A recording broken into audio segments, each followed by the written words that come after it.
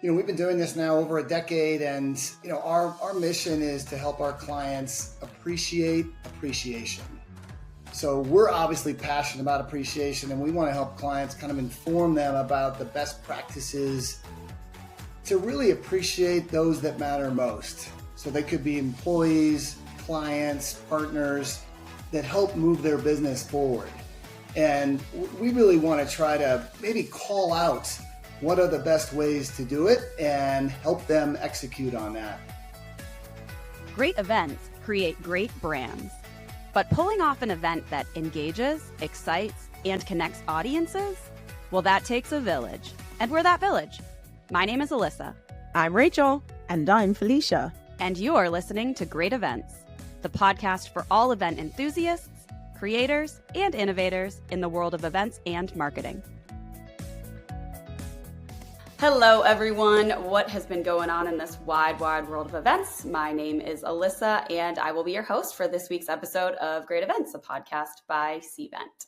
So today we're going to take things out of the virtual and the hybrid world and really hone in onto the physical world of events. And with that topic and theme in mind, we're going to really dive into the gifting and appreciation space. We have brought an amazing expert to talk to you about that gifting and appreciation experience. We have Tom Romine, who is the president and founder of Cultivate, a premium corporate gifts brand. So with that, I want to talk a little bit about Tom's background and why we brought Tom to talk to you all today. Tom started his background in the gifting and experience space at Callaway Golf, where he was part of the corporate sales division, learned a lot about gifting and golf for that matter. I'm a little bit jealous. Golf is kind of synonymous with the tournaments and the corporate events and gifting space. So Tom spent 11 years kind of honing in on the craft.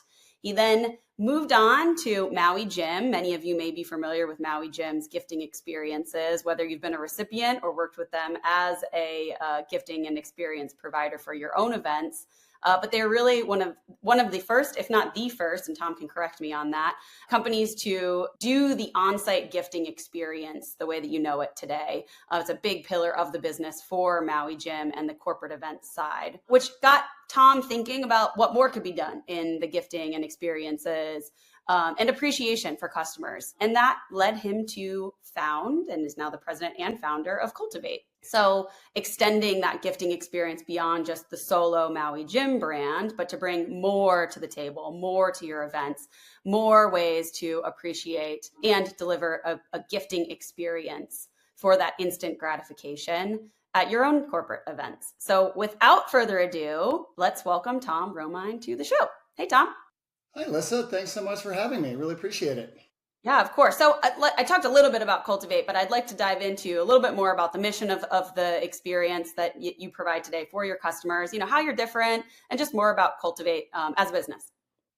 Yeah, thanks. So, we've been doing this now over a decade, and, our mission is to help our clients appreciate appreciation.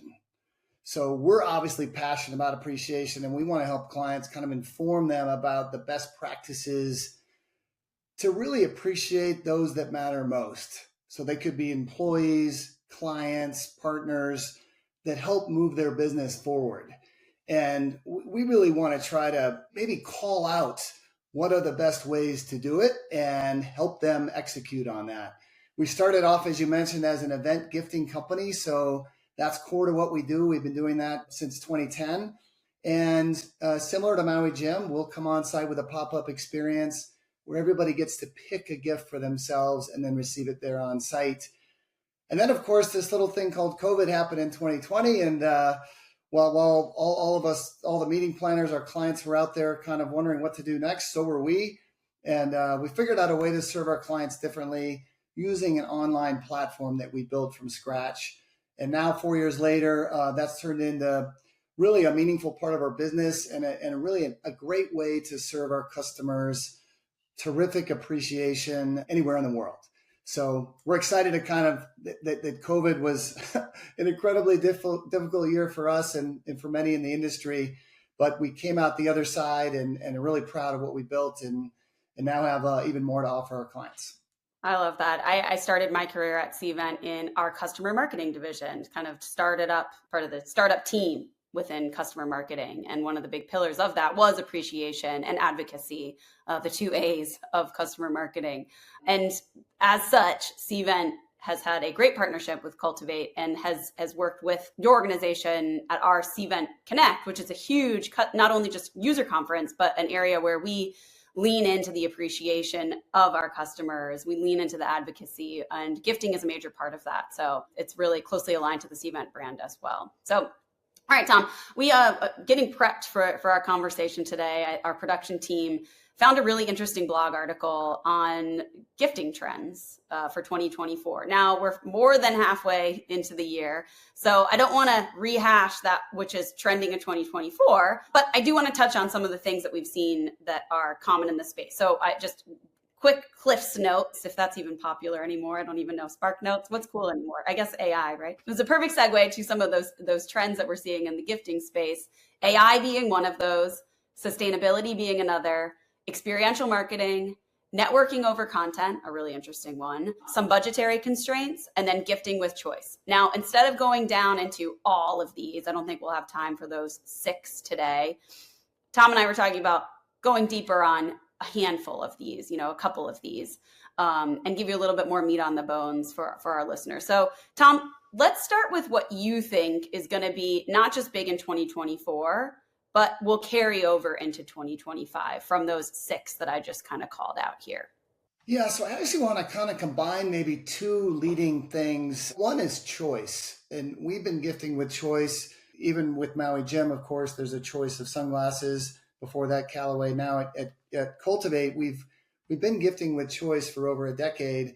But what we've realized is that choice works really well, because when you give the recipient a chance to pick something that's personal to them, meaning there's an array of options, instead of giving everybody one jacket, maybe you offer 5 different ones for men, 5 different ones for women. Let them choose the style they want, that they need, and then pick the size, the color, and then receive that item on site. Choice works. And so we've been seeing that, our clients use that successfully for years. And as kind of a evolution, I think, of choice, we're adding personalization even one step further.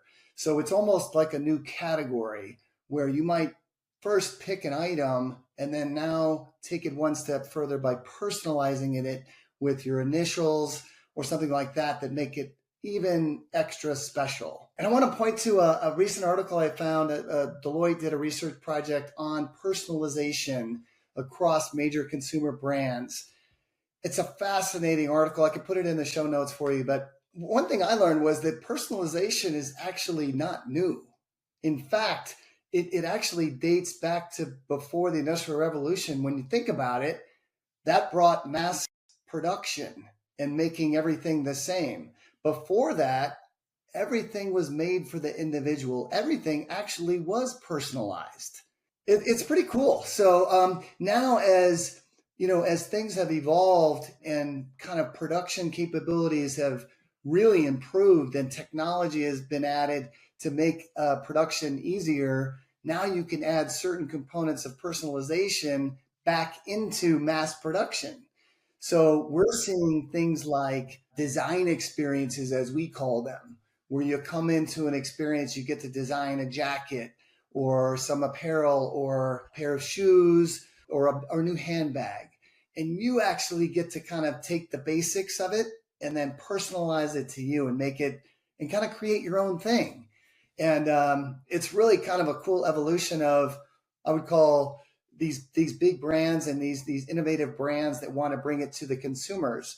And now we're trying to bring that component into events.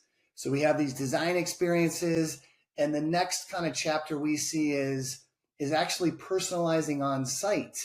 So now we're going to be adding the ability to kind of deboss leather items right there on site. So you pick out a new bag or something, and then you get it debossed with your initials right there for like the extra personal touch. So we're doing that. We're doing other forms of adding a logo or some other form of cool content on top of a product or an item that you've already selected. So we see that as kind of an evolution of choice to personalization and kind of taking it a few steps further?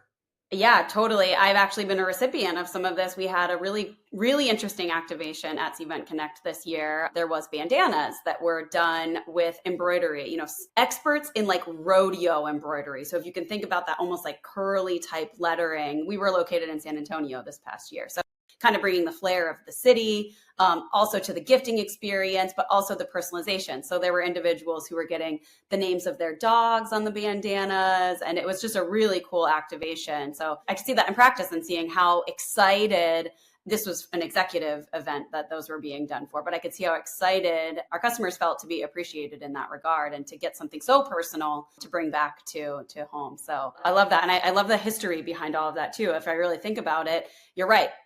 Manufacturing and the Industrial Revolution allows you to scale, but you degrade on personalization. And so we're trying to find this happy medium and this intersection of digital meeting with the personalization. And it sounds like we're almost, I don't want to say regressing, but we're moving forward in that way. I think we are. And you pointed out something kind of fun that I want to touch on, which is we're trying to find ways to help our clients bring in either a destination or a theme or a specific meaning into the appreciation.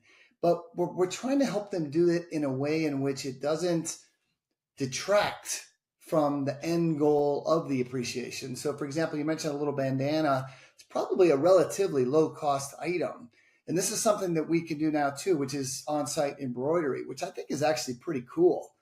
But imagine like, if the budget for gifts might be $200 to $300 per person, and you're going to San Antonio, good example, actually. We have a lot of clients that say, well, we should do something that's Western. Let's give everybody a pair of cowboy boots.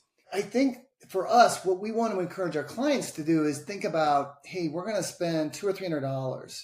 Let's make sure that that item goes home with the guest or is shipped later and is something that they're going to love and use all the time.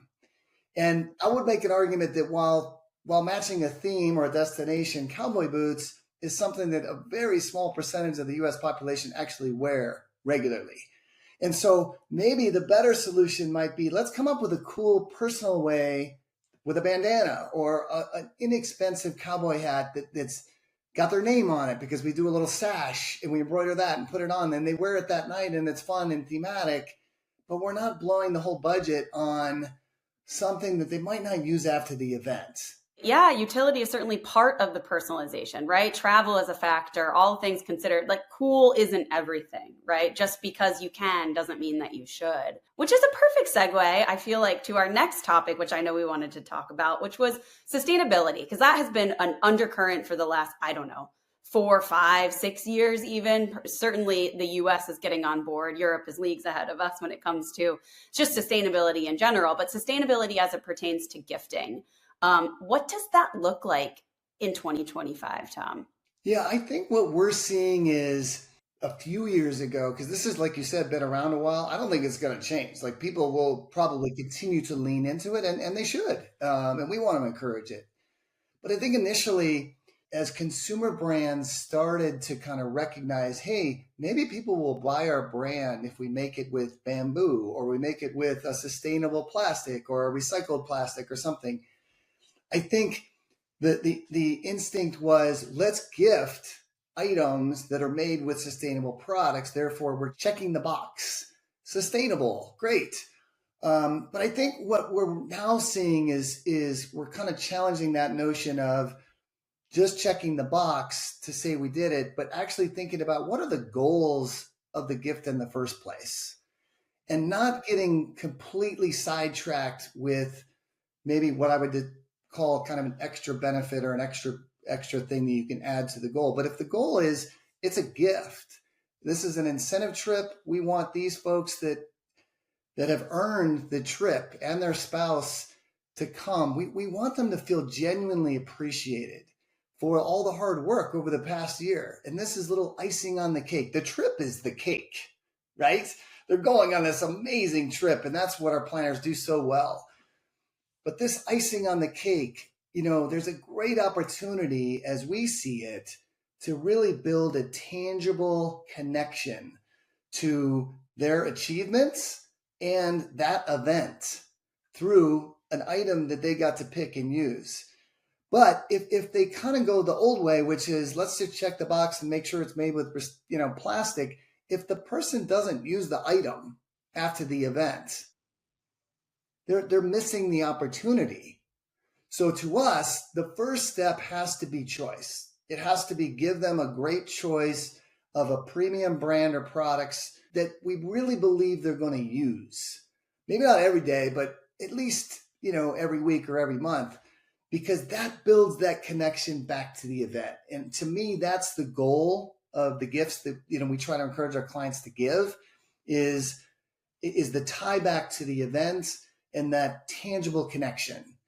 And I think if you get distracted too much from that and you end up giving stuff that they don't end up using, we see stuff left at hotel rooms all the time, like promotional products or branded items, which have a time and place to be used, but not as a gift, not as something we want to celebrate a moment with.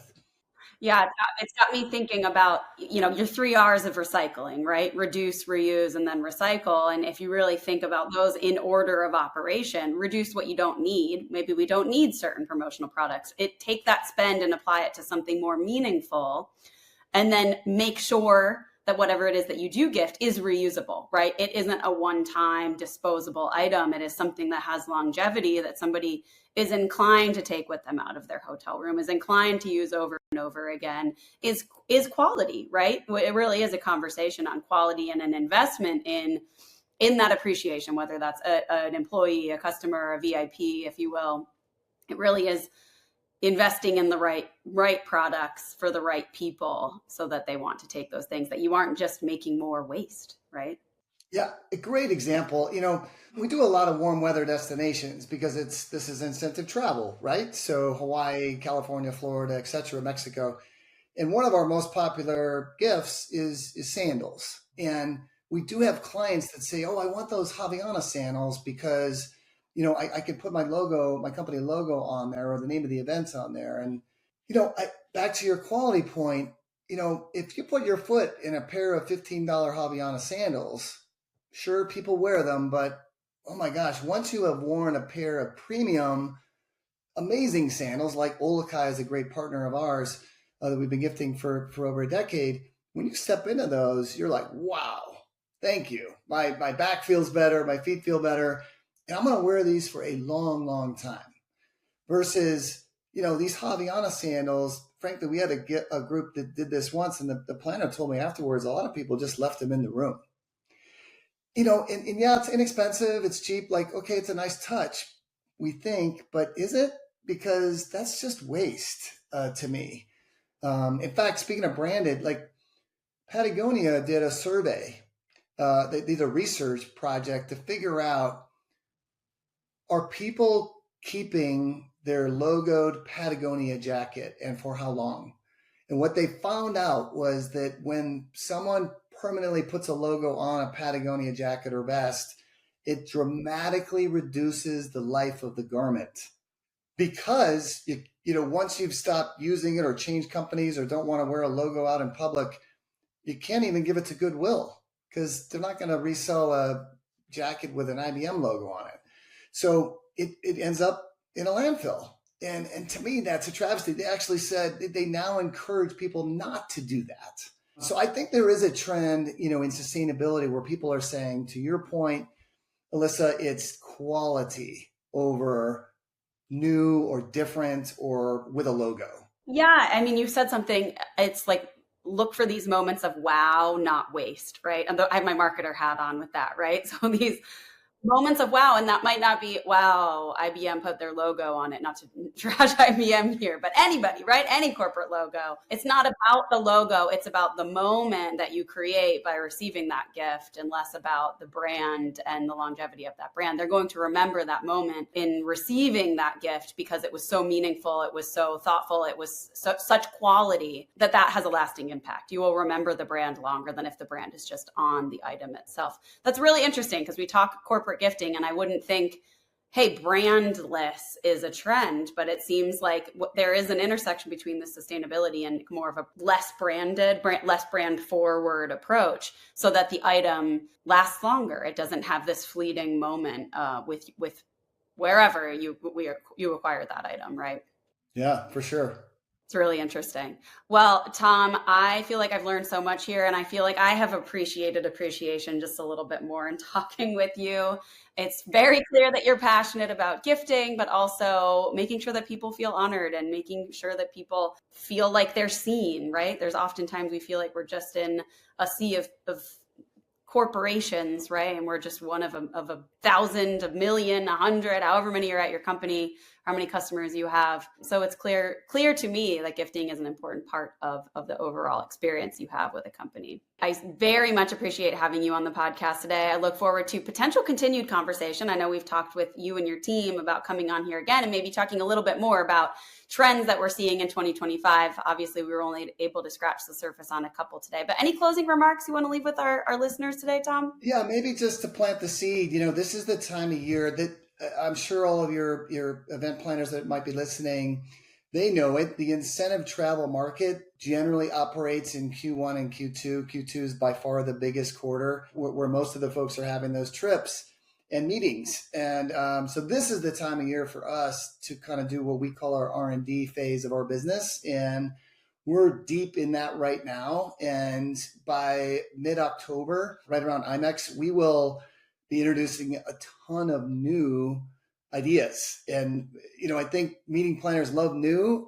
We love new as long as it works. And we're excited to roll it out. So maybe on your next, if we get together again in a few months, we'll have some great new things to share that I think planners will love. And I know guests will love. That's where we start is, will these guests love to receive a gift in this way, shape, or form? Will they love this new brand? Will they love this experience? So yeah, I'm excited to kind of share some of the updates in just a few months. That's great. We're going to be totally looking forward to that, and consider this your official invitation to come back and tell us everything, how it goes at IMEX, what the the reception is like, and how our planners are looking to gift in 2025. All right, Tom, with that, thank you so much. Thank you to you, yourself, your team for helping to coordinate all of this and to Cultivate for all of your insights on what's going on in the world of gifting and appreciation. With that, listeners, have a great rest of your week, and we'll see you on the next episode. Bye. Thanks for hanging out with us on Great Events, a podcast by Cvent. If you've been enjoying our podcast, make sure to hit that subscribe button so you never miss an episode. And you can help fellow event professionals and marketers just like you discover great events by leaving us a rating on Apple, Spotify, or your preferred podcast platform. Stay connected with us on social media for behind-the-scenes content, updates, and some extra doses of inspiration. Got a great story or an event to share? We want to hear from you. Find us on LinkedIn, send us a DM, or drop us a note at greatevents@cvent.com. Big thanks to our amazing listeners, our guest speakers, and the incredible team behind the scenes. Remember, every great event begins with great people. And that's a wrap. Keep creating, keep innovating, and keep joining us as we redefine how to make events great.